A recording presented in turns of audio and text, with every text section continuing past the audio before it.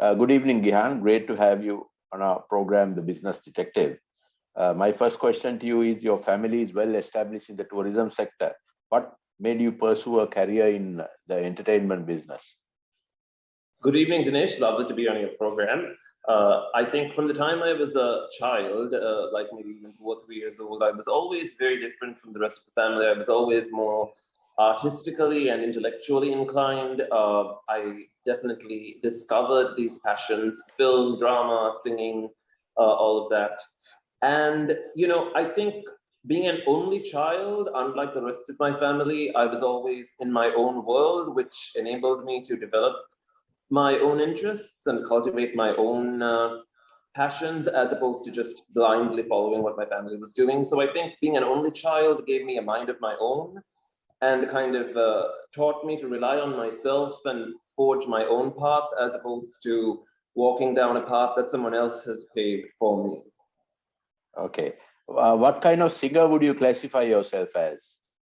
I would say I'm a classical baritone singer or an operatic baritone singer. Of course, I also sing Broadway musical theatre and other genres besides opera and classical music.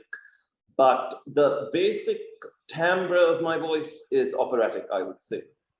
Okay. Tell us about your story. You have got a lot of publicity and fame in the recent past. Tell us your story. Thank you, Dinesh, and I must also thank you for believing in me even before I got this much publicity. I must mention that. I think it's, in the US, because I did my bachelor's degree at the University of Southern California, where I studied drama and film and also psychology. So, that really broadened my horizons and my knowledge and all of that. And once I decided to settle down in the US permanently, I got into film, even more than theater and singing initially, because, I was living in Los Angeles and Hollywood, so, the entertainment capital of the world, especially with regard to film. And, Dinesh, I did a few short films, which got into a number of film festivals, and eventually I decided to do a feature-length film, which my mother encouraged me to do.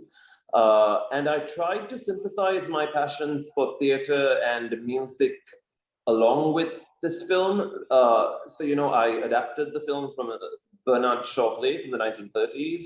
I added some operatic singing into it, kind of like a throwback to the classic Hollywood films where you had these grand singing numbers. Because I grew up watching films like The Sound of Music and My Fair Lady, and I wanted to kind of harken back to that era. And that film got into the Burbank. It won the Best Comedy Feature Award at the Burbank International Film Festival in 2020, in the middle of the pandemic. And afterwards, I became eligible for Golden Globe Award nominations, as well as eligible for Oscar nominations, Dinesh. And so, fortunately, the film was seen by a lot of the people who vote for the Golden Globes and for the Oscars. And I was interviewed by one of the Golden Globe Award judges from Ireland. And, George Bernard Shaw is from Ireland, the guy whose play I adapted. And, so that kind of really, I think, catapulted me into the limelight a bit more. I didn't end up getting actual nominations because it's the big studio films that usually get the nominations, but at least to be on their short list and to have the film available to all the Oscar and Golden Globe voters to view was a huge honor. Talk a bit more about the Billionaire, the feature film that you created. Sure, Dinesh. So even though I adapted it from a George Bernard Shaw play, I brought it from the 1930s into the 21st century. And I changed the characters. I turned my character into an asexual character because I personally identify as asexual. Really what asexual means is somebody who has no interest in sex with either gender, so it's really about being in love with someone and wanting to marry someone without any sexual component to it, just purely based on the romantic attraction and the emotional connection. And Dinesh, because I've studied psychology, I had a a fairly academic knowledge on this as well, I would say probably. And, because I think the entertainment industry is too steeped in sexual things, and I wanted to break away from that and show the world that there is more to life and more to relationships and more to marriage than sex. Okay. How would you describe the music that you typically create? I would say, so usually when I do a concert, the first half is always operatic and classical, and the second half is more Broadway musical theater, vintage songs, but like, English songs as opposed to Italian and French and German when I sing. And for example, I did a concert at Carnegie Hall, solo concert in October 2019, which was attended by about 100 diplomats and officials from the United Nations. The chief guest was the chief of cabinet to the United Nations Secretary General. And so on the one hand, Dinesh, to be fair, my music is a little highbrow. It does cater to a more niche highbrow audience. Some people have said, is it elitist? But I don't think it's elitist. I think it's just that, unfortunately, the masses haven't been exposed to the music, Dinesh.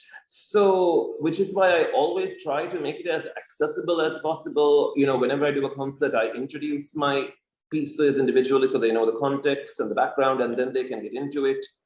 Even people who are Sinhala speaking, frankly, with a little context, they can enjoy opera or Broadway musicals. And I also released my first vocal album last year, Dinesh, in 2021.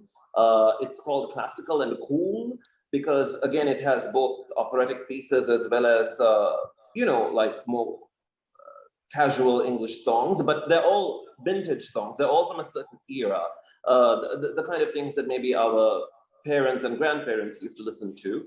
And that album was also eligible for Grammy nominations. I recorded it in Los Angeles with 2 Grammy Award-winning musicians. One of them is a Sri Lankan American, like me, Hussain Jiffry. The other guy is named Russell Ferrante. And we had a lot of top musicians in LA working with me on the album. So, going forward, I would say I want to really run the full gamut from film through drama to music and singing. I don't want to just pigeonhole myself into one lane. I want to explore all possible avenues. Okay. Who are your favorite Sri Lankan singers and actors? Lovely question. Definitely Rukmani Devi is, I would say, hands down Sri Lanka's Nightingale. I love her to death. And I, think she is someone who, even though she came from an English-speaking background like me, she was able to tap into the local market. And, the depth and the warmth in her voice, I think, is unmatched in Sri Lanka. And of course, when it comes to actors and actresses, Damini Fonseca, the late Damini Fonseca, and Angela Sinibaratna, his second wife, who's also a personal friend of mine. I think those were very, very classy people who had a lot of finesse in their performances. And I think we need more actors and actresses like that. Internationally? Internationally, I do tend to gravitate towards the classic Hollywood actors and actresses, Julie Andrews, Judy Garland, Audrey Hepburn, Richard Burton, Joan Crawford, people who kind of, again, had this sense of style and elegance, which, again, you rarely see with contemporary Hollywood actors, Dinesh. So I think I'm definitely an old-fashioned soul, and I think the world could benefit with a little more class and refinement and sophistication. I think, I think that the modern entertainment industry caters to people's lower appetites and the more base instincts, as opposed to elevating them to a higher standard, which is what the classic Hollywood films used to do, So I think we just need to go back to that a little bit. Okay. What impact has the internet and social media had on the music industry? I think it is definitely, what's the word? I hope I'm pronouncing it correctly. Democratized music and made, put the power in the people's hands to create content on their own and upload their content on YouTube, all these platforms, which I mean, I think there's the upside and downside to it. The downside is there's no curation or quality control. It just purely depends on how many followers a person can get. And the thing is, Dinesh, although there's a myth out there that,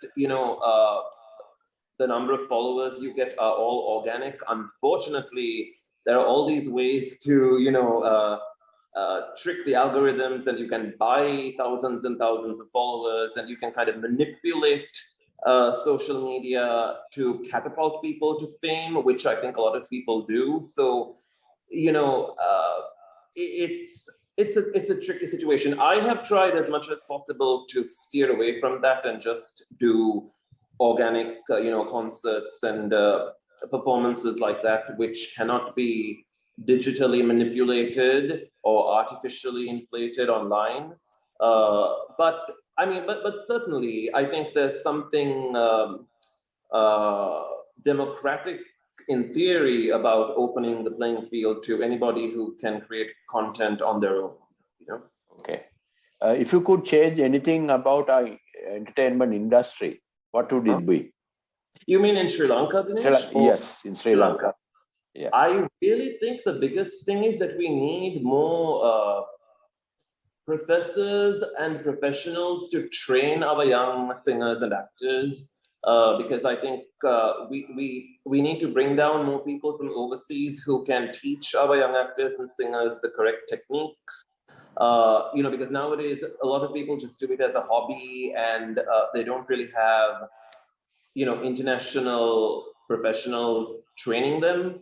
So I think if we could just invest in bringing down a few professionals from overseas to take our local young actors and actresses' natural talents to a more polished level where they can perform at an international standard, I think that's what we need. What about support from the government and the regulators? Absolutely, Dinesh. I mean, of course, as of today, what is it, March, end of February 2022, the government probably won't prioritize the performing arts.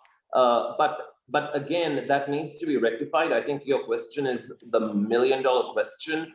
I think is precisely because we haven't prioritized things like the performing arts, which Europe and America, England, they have invested in the performing arts for so many centuries that I think that elevates the mind. The arts, the performing arts, they really make a difference, and they really kind of inspire people to be the best versions of themselves.